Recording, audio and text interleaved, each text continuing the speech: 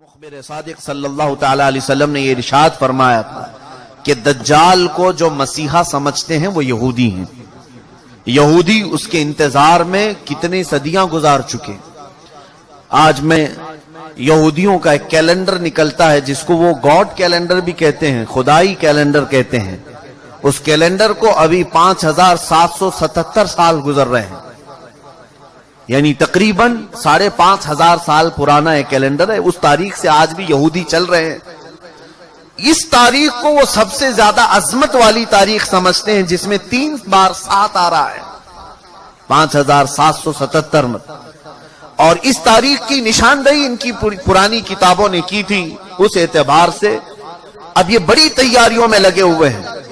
میں یہودیوں کے ٹاپک پر اگر عرض کروں کئی دن چلے جائیں گے, کئی دن, کہ یہ آج پوری دنیا کو اپنے شکنجے میں رکھنے کے لیے, سارے انسانوں کو اپنے غلامی کا طوق پہنانے کے لیے جو انہوں نے کیا ہے وہ ہماری سوچ سے بھی بہت دور ہے.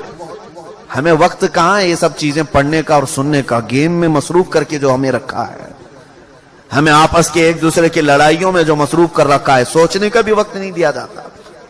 یہودی اپنے مسیحا کا انتظار کر رہے ہیں, دجال کے آنے کا انتظار کر رہے ہیں, اور وہ انتظار ان قریب ان کا ختم ہونے والا ہے. مقدس کتابیں جو آسمانی کتابیں ہیں, اگرچہ وہ رد و بدل ہو گئی, لیکن جو باقیات ہیں تورات میں یا تلمود, یہودیوں کی مقدس کتاب ہے, old testament, new testament, Bible, یہ جو مقدس کتابیں جن کی ان کے نزدیک ہیں, ان کی عبارات, ان کی آیات کے مطابق دجال کے آنے کا زمانہ بہت قریب آ چکا ہے. دنیا کے 3 بڑے مذہب جس میں عیسائی, مسلمان, یہودی, پرانے بھی مذہب, عیسائیوں کے نزدیک بھی دجال کافر ہے, مسلمانوں کے نزدیک بھی دجال کافر ہے. صرف یہودی اسے اپنا مسیحا سمجھتے ہیں, اور ان کے بڑوں نے یہ سارے پیشن گوئیاں کی ہیں کہ اس مسیحا کے آنے سے پہلے تمہیں دنیا میں کیا کیا کرنا ہے, وہی تیاریاں وہ کر رہے ہیں. اب آپ کو سمجھ میں آئی ہوگی بات کہ یہودی اتنا انٹرفیئر کیوں کر رہے ہیں, پوری دنیا میں گھسپیٹ کیوں کر رہے ہیں. آپ کو پتا ہے, انہیں بتایا گیا ہے کہ اگر تمہارا مسیحا تمہارے سامنے آنا ہے تو پوری دنیا کو تمہیں اپنا غلام بنا کر رکھنا ہوگا. ہر جگہ تمہاری حکومتیں قائم ہوں گی جس وقت وہ مسیحا تمہارا اترے گا. بہت ساری علامات میں نے ان کی کتابوں سے پڑھی ہیں, انجیل میرے پاس رکھی ہے.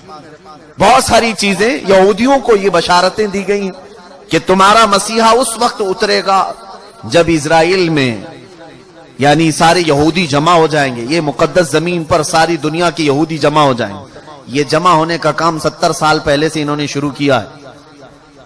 اور اس کے بعد ایک اور انہیں بشارت دی گئی ہے کہ انجیر کا درخت جب تمہارے ملک میں پھلنے پھولنے لگے تو سمجھ لو کہ تمہارا مسیحا آنے والا ہے. انجیر تو سمجھتے ہوں گے آپ. یہ بہت ساری وہ باتیں میں عرض کر رہا ہوں جو عام تقریروں سے ہٹ کر کے ہیں. میں صرف اس لیے عرض کر رہا ہوں کہ ایک نئے سال میں ہم قدم رکھنے جا رہے ہیں, اور ہم یہ اب نئے سال کیا کیا گل کھلانے والا ہے اس سے الرٹ کرنا یہ میری اپنی ذمہ داری ہے. انجیر آپ جانتے ہیں, انجیر کے پھل کے متعلق میں نے تحقیق کیا تو تقریباً 1800 سال سے اسرائیل فلسطین کی زمین پر انجیر کا درخت اگا ہی نہیں تھا.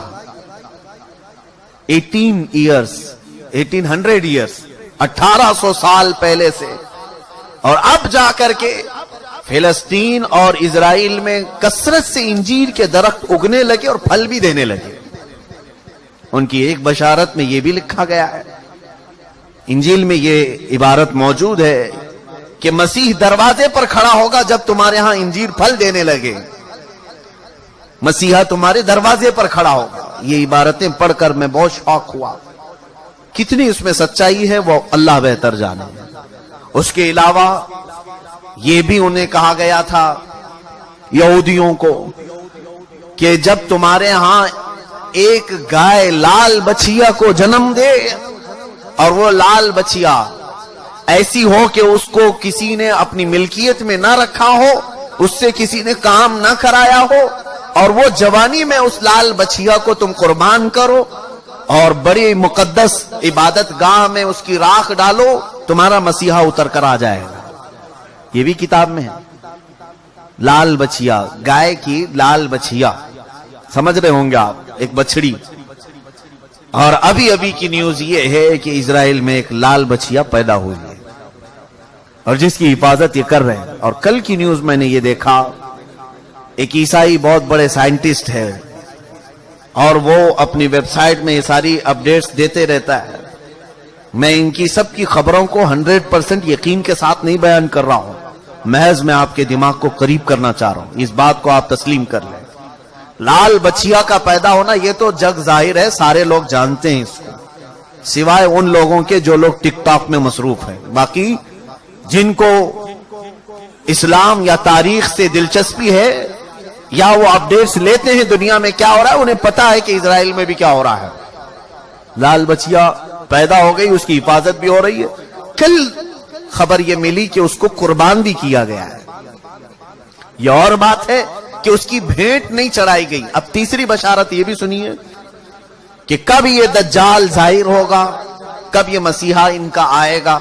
ये हमारा मसीहा नहीं, दज्जाल यहूदियों के लिए हो सकता है मसीहा, हमारे लिए वो सबसे बड़ा फितना है। उसकी आखिरी अलामतों में ये बताया गया है कि जो इबादत खाना तुम्हारा खत्म कर दिया गया है, वो इबादत खाना जब तामीर होगा तो तुम्हारा मसीहा आसमान से उतर जाएगा। ये ईसाइयों की किताब में है, तो आसमान से उतरने का जिक्र ईसा अलैहिस्सलाम के लिए हो सकता है, लेकिन दज्जाल के आने का जिक्र कहीं ये नहीं आया है कि वो आसमान से आएगा कि जमीन से आएगा। अलबत्ता इतना है कि वो जाहिर होगा। अब वो क्या है इबादत खाना जो इनका तोड़ा गया, ये बड़ी लंबी तारीख है। आज जहां पर बैतुल मुकद्दस है, मस्जिद अक्सा, इसके करीब में रिवायात में ये मिलता है कि ये दर हकीकत सैयदना सुलेमान अलैहिस्सलातु तस्लीम ने तामीर किया था। हजरत दाऊद अलैहिस्सलाम ने काम शुरू किया और उसकी तकमील उनके बेटे हजरत सुलेमान अलैहिस्सलाम ने मुकम्मल किया। और कुरान पाक में उसका जिक्र भी है। सूरह अहज़ाब में अल्लाह ताला ने उसकी तामीर का जिक्र भी फरमाया, हत्ता कि जिन्नात ने उसको तामीर किया है, मस्जिद अक्सा। उसी के साथ में एक हैकल था, एक बड़ा किला था। सुलेमान अलैहिस्सलाम ने उसको अपनी हुकूमत का दारुल खिलाफा बनाया था, यानी उस जमाने की वो पार्लियामेंट थी और सारे उस जमाने में जो यहूदी थे, अहले ईमान यहूदी, उन सब की इबादत का वो मरकज था। यहूदियों के लिए पहले हर जगह इबादत करने की इजाजत नहीं थी, उनके लिए मखसूस इबादत खाने थे। ये तो उम्मत मुस्तफा की खुसूसियत है, जहां भी जमीन पाक है अल्लाह ने हमें इबादत की इजाजत अता फरमाई, लेकिन उनके लिए ऐसा नहीं, जो मखसूस जगह है वहीं जाकर के पढ़ना है। तो हैकले सुलेमानी उसको कहा जाता है, हैकले सुलेमानी जो हज़रत सुलेमान अलैहिस्सलाम ने बनाया था। तवज्जो चाहूंगा, बहुत करीब में आ रहा हूं आपके। यहूदियों की पहले से फितरत में खराबी रही है, सरकशी रही है, पहले से ये कत्ल व गारत में मसरूफ रहे। बेशुमार अंबिया इकराम को इन्होंने कत्ल किया है, बहुत सारे अंबिया इकराम अलैहिस्सलाम का कत्ल करते थे, वो भी कुरान पाक में। तो इनकी नाफरमानियां जब हद से बढ़ी तो अल्लाह ताला ने इन पर एक ऐसे जालिम व जाबिर को मुसल्लत किया कि वो बादशाह इनको पूरी तरह से ऐसा डिस्ट्रॉय किया। वो बाबिल का था, इराक का बादशाह था, खत्म कर दिया। यहां तक कि जो हैकले सुलेमानी थी उसे तोड़ फोड़ दिया, अच्छी तरह से तोड़ा, तोड़ करके थोड़ी बहुत दीवारें बाकी छोड़कर चला गया। यहूदियों का कत्लेआम हुआ। कई 100 साल गुजरे, उसके बाद ईरान का एक बादशाह जो इनका हमदर्द निकला, उसको खुसरू भी कहते हैं, ये बादशाह ने यहूदियों का टेंपल दोबारा बना करके दिया। दोबारा बनाया और दोबारा ये टेंपल, इसको इंग्लिश में कहते हैं, जो इनका होली टेंपल है, हैकल सुलेमानी है, दोबारा इसकी तामीर किया। और फिर कई 100 साल गुजरे, फिर एक बादशाह हरक्यूलस, जिसको ये कहते हैं हिरकल आजम, इसने, ये ईसाई था, यहूदियों पर हमला किया, फिर इस टेंपल को तोड़ दिया और ऐसा तोड़ा कि उसकी एक ईंट भी बाकी नहीं रखी, सारी चीजें खत्म कर दी। उसमें बहुत सारी चीजें जो नायाब थी, जैसे ताबूते सकीना जिसका जिक्र कुरान में है, एक संदूक था पिछले नबियों के पास, वो मूसा अलैहिस्सलाम के पास भी था, جس میں حضرت آدم علیہ السلام کا عصا تھا، بہت سارے نبیوں کے تبرکات تھے. بنی اسرائیل اس صندوق کو لے کر چلتے تھے ہر جنگ میں. کبھی بھی جنگ میں جانا ہو تو وہ صندوق لے کر جاتے تھے، اس کو تابوت سکینہ کہتے ہیں. اسے رکھ کر کے دعا کرتے تھے، اللہ ان کو فتح عطا کرتا تھا. وہ تابوت بھی ختم کر دیا گیا تھا، وہاں سے غائب ہو گیا تھا. ہرکیولس کے زمانے میں سب ختم ہوا. ٹیمپل دوسری مرتبہ ڈسٹروائے ہوا ہے، ڈیمولش کر دیا گیا ہے. یہ بات آپ کے دماغ میں رہے. 2 مرتبہ تعمیر ہوا اور 2 ختم کر دیا گیا. ہیکل سلیمانی. اس کے بعد صدیاں گزر گئیں. رسول کریم صلی اللہ تعالی علیہ وسلم کی تعلیمات نے دنیا کو روشن کیا، اور پھر عیسائیوں کا قبضہ جو بیت المقدس پر تھا، سیدنا عمر فاروق رضی اللہ تعالیٰ عنہ کے زمانے میں ان سے بھی اس مقدس مسجد کو آزاد کرایا گیا، اور مسجد اقصی مسلمانوں کا اس وقت سے لے کر کے ایک مقدس مقام بن کر رہی. کب سے؟ حضرت عمر فاروق رضی اللہ تعالیٰ عنہ کے زمانے سے آج تک. ہاں، بیچ میں ایک مرتبہ اور عیسائیوں نے اس پر غلبہ کیا تھا، تو سلطان صلاح الدین ایوبی رحمت اللہ علیہ نے بھی اس مسجد اقصی کو آزاد کرایا. اس کے بعد سے آج تک. لیکن اس کا کیا جو ٹیمپل جو ٹوٹی. اب میں قریب آپ کے نتیجہ ریزلٹ کے قریب آ رہا ہوں. جس عبادت خانے کو یہودی بہت مقدس مانتے تھے، ہیکل سلیمانی، یہ 2 مرتبہ ٹوٹ گیا ہے. اب سنیے کہ ان کی بشارتوں میں یہ تک لکھا گیا ہے، جس وقت تم اپنا عبادت خانہ تیسری مرتبہ تعمیر کرو گے، تمہارا مسیحا آ جائے گا. اب اخبارات اٹھاؤ، اب انٹرنیٹ پر جا کر یہ بھی سرچ کرو 3rd ٹیمپل کیا ہے. میں نے یہ بھی پڑھا کہ ابھی کی نیوز ہے کہ اسرائیل میں یہ اعلان کیا گیا ہے کہ ہم 3rd ٹیمپل بنانے جا رہے ہیں. 3rd ٹیمپل کیا ہے؟ وہی ہیکل سلیمانی جس کے لیے یہ 70 سال سے فلسطینیوں کا قتل عام کر رہے ہیں، اور کتنی سرنگیں انہوں نے کھود کر کے دیکھی ہیکل سلیمانی کی باقیات کو ڈھونڈنے کے لیے. اب جلدی میں آ رہا ہوں. یہودیوں نے ابھی اپنے اخبارات میں یہ بھی اعلان کیا کہ ان کو تابوت سکینہ بھی مل گیا ہے. جو تابوت سکینہ غائب تھا وہ مل گیا، اور اس کے علاوہ وہ جگہ بھی مل گئی جہاں پر ہیکل سلیمانی تعمیر تھا. اب ان کو یہ خبر ہو گئی. آپ کو یہ ایگریمنٹ بھی میں یاد دلاؤں کہ آج سے 70 سال پہلے، سن 1948 کے قریب، جب بیت المقدس کے قریب یہودی جا کر رہنے لگے، اسرائیل ایک ملک کی شکل میں آیا، تو ایک ایگریمنٹ عرب ملکوں کے ساتھ یہ پاس ہوا تھا کہ یہ جہاں چاہیں رہیں اسرائیل میں، لیکن بیت المقدس کو ہاتھ نہیں لگائیں گے اور مسلمانوں کو جانے سے نہیں روکیں گے. تو انہوں نے سائن بھی کیا تھا، اور ان کا خیال یہ تھا کہ بیت المقدس الگ چیز ہے، ہمارا ہیکل سلیمانی الگ چیز ہے. لیکن اب جا کر انہیں یہ خبر ملی کہ ٹامب آف راک جس کو کہتے ہیں، جو پیلا گنبد مسجد اقصی کا دکھتا ہے، اب یہودیوں نے یہ اپنی تحقیقات میں کہا ہے ہیکل سلیمانی وہی تھا جہاں یہ ٹامب آف راک بنا ہوا ہے. اب ان کے لیے نہایت ضروری ہو گیا ہے کہ بیت المقدس کو شہید کر دیا جائے. ٹامب آف راک جس کو کہتے ہیں، یہ پیلا گنبد، قبۃ الصخرہ اس کا نام ہے، اس کو شہید کر دیا جائے، اور اس کا اعلان ہو چکا. اور چوتھی ایک اور بشارت سن لیجیے، جہاں پر مسجد اقصی قائم ہے، یہ یروشلم ہے.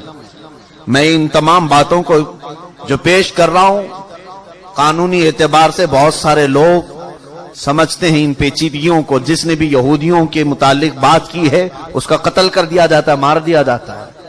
میں بار بار اس کا اعتراف کرتا ہوں، مجھے اس کی پرواہ نہیں. ہاں، اس کی پرواہ ضرور ہے کہ میں امت مصطفیٰ کو ان کی امانتیں سپرد کر کے جاؤں. کتمان علم حرام ہے.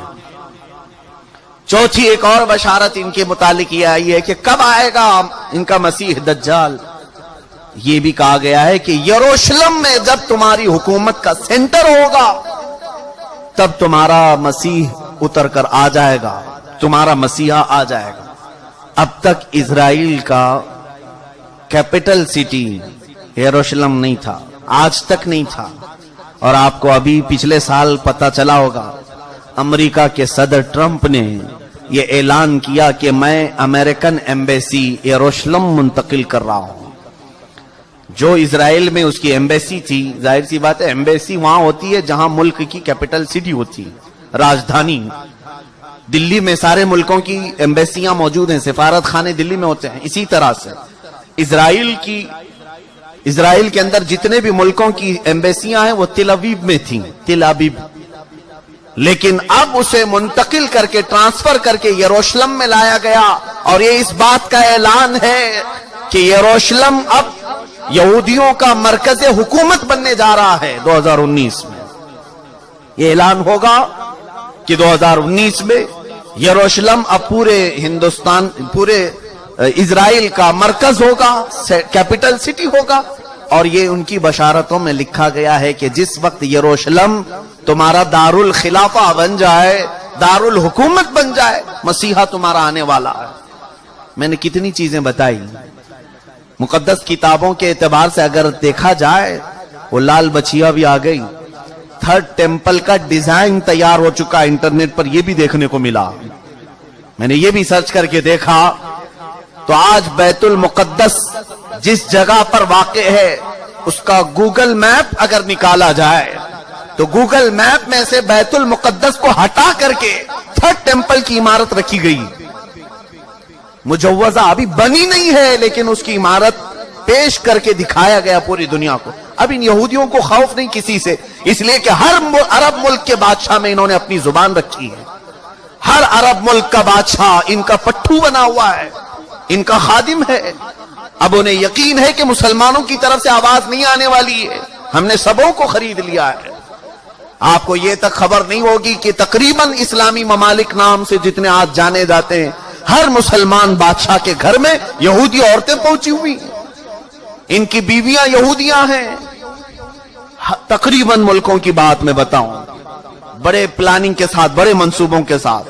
میرے عزیزوں، حالات بہت عجیب و غریب ہیں، لیکن میں یہ بتانے جا رہا ہوں کہ اب اگلے جو آنے والے دن ہیں یہ ہمارے لیے بڑے چیلنجز کے ہیں اور بہت بڑے فتنے کے ہیں۔ جو دجال کے آنے کی علامتیں بیان کی گئی تھی تقریباً وجود میں آ گئی۔ اور ایک سنیے، حدیث رسول کریم صلی اللہ تعالی علیہ وسلم کے اعتبار سے دریائے تبری کا ذکر ہے۔ ایک دریا ہے جو اسرائیل اور فلسطین کے بیچ میں بہتا ہے، اس دریا کے متعلق یہ بھی فرمایا گیا جس وقت دریائے تبری سوکھ جائے دجال ظاہر ہوگا۔ اب دریائے تبری کے متعلق ہم نے خبر معلوم کی تو صرف 2.5 فٹ پانی بچا ہوا ہے، 2.5 فٹ پانی بچا ہوا ہے۔ اب یہ تمام علامتیں کیا مسلمانوں کو بیدار کرنے کے لیے کافی نہیں ہے؟ پھر بھی آج ہم پورے طور پر ایسی غفلت کی نیند سو رہے ہیں جیسے ہمیں کچھ خبر ہی نہیں ہے۔ عزیزان گرامی وقار، قربان جاؤ میرے آقا کونین صلی اللہ علیہ وسلم کی خبروں پر۔ دوسری قوموں کے پاس ایسا کوئی نہیں جو انہیں آگے کی بات بتایا ہو سوائے ہمارے پاس جو محمد رسول اللہ نے بتایا۔ رسول کریم صلی اللہ تعالی علیہ وسلم نے ہمیں قیامت تک کی باتیں ایسے کھول کر بیان کی ہے، ایسے بیان کی ہے کہ جس میں ایک رتی برابر بھی شک نہیں کیا جا سکتا، لیکن اس کے باوجود انہی کی امت سب سے زیادہ غفلت کی شکار ہے، اور پوری دوسری قومیں تیاری میں ہیں، تیاری میں ہیں۔ پوری عیسائیت تیاری میں ہے، پوری یہودیت تیاری میں ہے۔ اور آپ کو معلوم اب یہ تھرڈ ٹیمپل بنا کر کے رہیں گے، یہ بنائیں گے، جس کے لیے اب مسجد اقصی کو شہید کرنا پڑے گا، بیت المقدس کو شہید کرنا پڑے گا۔ تو ایک خوف تو ہے، حکومتیں اگر آواز نہیں اٹھائیں گی تو قوم تو اٹھ جائے گی۔ مسلمان ابھی مرے نہیں، ایمان اب بھی زندہ ہے، تو یہ خوف ہے، اس کے لیے اب ڈائریکٹ مسجد اقصی پر حملہ نہیں کیا جائے گا۔ 2018 کے اخبار اور بھی اٹھا کر کے دیکھو، انگلش کے، ایک عیسائی نے ان کو ایکسپوز کیا ہے کہ فلسطین میں زلزلے آئے تھے، یعنی مسجد اقصی جہاں یروشلم میں زلزلہ، ارتھ کویک، زلزلے آئے تھے۔ اب اس کی تحقیق جب کی گئی تو پتا چلا کہ انہوں نے ٹیکنالوجی کے ذریعے سے آرٹیفیشل زلزلے لائے، حقیقت میں زمین میں زلزلہ آیا ہی نہیں تھا۔ زمین کے اندر ایسے کیمیکل اور مواد ڈال کر کے زمین کو ہلایا گیا تاکہ پوری دنیا کو معلوم ہو کہ زمین میں زلزلہ آیا، اس لیے مسجد اقصی گر گئی، بیت المقدس گر گئی۔ یہ تک پلاننگ ہے۔ اور یہ کر کے رہیں گے ان تمام چیزوں میں۔ میرے عزیزو، خیر یہ یہودی اپنے مسیحا کے لیے اتنے ساری انتظامات کر رہے ہیں، اپنے مسیحا کے آنے کے لیے وہ پوری فیلڈ ہموار کر رہے ہیں۔ پوری دنیا میں ان کے حکام، ان کے جو حاخام ہوتے ہیں یہودی علماء، انہوں نے یہودیوں کو اس کام پر لگایا ہے کہ سوائے یہودی قوم کے پوری دنیا کی ہر قوم کا مذہب تبدیل ہونا چاہیے، جس کے لیے امریکہ کے جتنے بھی صدر آتے رہے انہوں نے اپنی تقریروں میں یہ اعلان کیا ہے کہ one world order, new world order. New world order یہ آپ سنے ہوں گے یا نہیں سنے ہوں گے تو تحقیق کر کے دیکھ لینا۔ نیو ورلڈ آرڈر کا مطلب یہ ہے کہ امریکہ کے ڈریمز میں ہے، اس کے خوابوں میں ہے کہ پوری دنیا کا ایک مذہب ہونا چاہیے، پوری دنیا ایک ہی نیشنلٹی کی ہونی چاہیے، الگ الگ قومیں نہیں ہونی چاہیے، الگ الگ رنگ لباس، الگ الگ نسلیں نہیں ہونی چاہیے۔ اور اسی نیو ورلڈ آرڈر کو امپلیمنٹ کرنے کے لیے ہمارے ہندوستان میں سول کوڈ لایا جا رہا تھا، یہ سب اسی کا حصہ ہے۔